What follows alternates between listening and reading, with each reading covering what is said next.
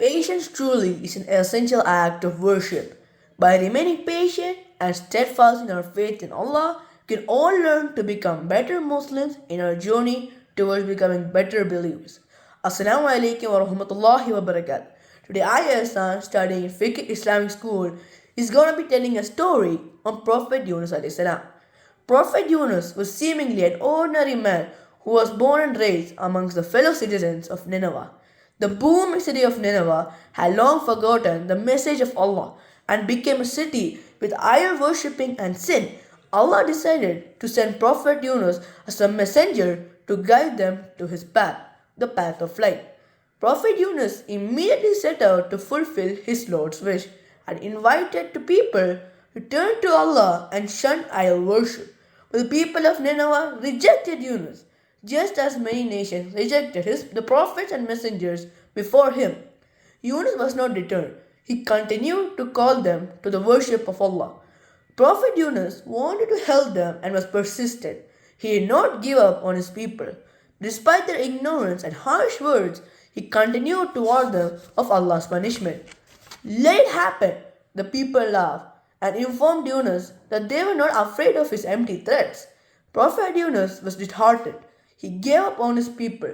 Without the permission of Allah, he decided to leave the city of Nineveh in hopes of finding a community far away that would accept him and enter the fold of Islam. Prophet Yunus, who had left Nineveh, had boarded a small passenger ship with the intention of traveling as far away from the people as possible. The ship traveled through the calm waters during the day, but as the night closed in, a storm raged on, rocking the ship wildly to and fro. The crew and passengers began to fear for their lives as the seawater gradually began flooding into the deck, slowly shaking the ship. As the tempest continued through the night, the captain of the ship ordered the men to throw out the luggages and all other overloads to lighten the ship's load. As instructed, the crew threw out the ship's excess load, but the ship continued to sink as it was still too heavy. The captain was left with no choice. He had to sacrifice the life of one man if he wished to save the lives of his crew and passengers. As it was common practice among men during those times, the captain decided to draw lots to choose a passenger to be sacrificed. The lots were cast and Prophet Yunus' name was selected.